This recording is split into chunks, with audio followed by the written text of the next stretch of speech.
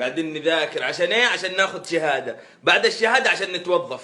في بعض الشركات يا بالله ما يحتاج لها شهاده، والله زي البنوك ما يحتاج لها شهاده يا اخي. الشهادات المفروض ما ياخذوا الا حقين الطب وحقين الهندسه، حقين الطب عشان لا يموتوا الشعب، وحقين الهندسه عشان لا يطيحوا عماير، مع انهم بياخذوا شهادات وبيموتوا الشعب وبيطيحوا عماير.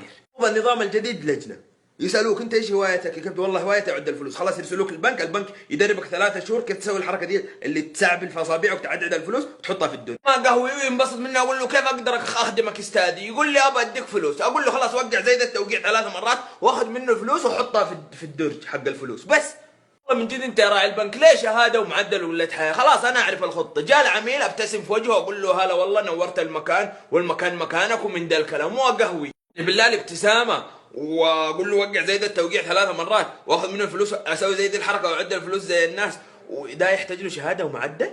شهاده اداره اعمال عشان توظفني في شركه عاديه؟ لا، ويا ريت اذا طبعت الشهاده في وجهك تقول لي هذا مكتبك يلا سوي اللي درسته، لا تدربني 3 شهور. طيب دربني 3 شهور من غير شهاده. والله العظيم فكروا فيها حق الشركات ومعدل وما انت داري، انت قال معدل، انت داري اني جبت المعدل زي الناس ده قاعد ادرس ولا قاعد اغش ولا بس فلسفه؟ اللي بعده انت ايش هوايتك؟ والله هوايتي بشتغل في الخطوط الجويه، يرسلوك الخطوط الجويه يدربوك 3 شهور كيف تقص البوردنج، كيف تعد الشنط، تعطي البوردنج للمغادر تقول له رحله موفقه مدري رحله سعيده. اللي بعده انت ايش هوايتك؟ والله هوايتي بالاتصالات، يرسلوك الاتصالات ما يحتاج لها 3 شهور، اسبوع واحد يدربوك كيف تقول للعميل طفي الجوال وشغله وخلاص. يحتاج لها شهاده دي؟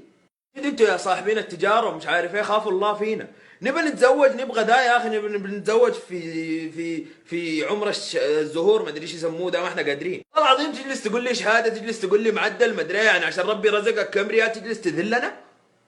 مو منطق، فكروا في الكلام ده يا جماعه الخير يا اخي. شهاده ليه يعني؟ شهاده ومعدل ما ادري عشان بس تقول لي عشان اضحك قدام العميل؟ والله لا اضحك واخليه يضحك، ادينه لين ينبسط من البنك حقك. للتجارة وأهل الأموال أقسم بالله خافوا الله فينا وراجعوا نفسكم.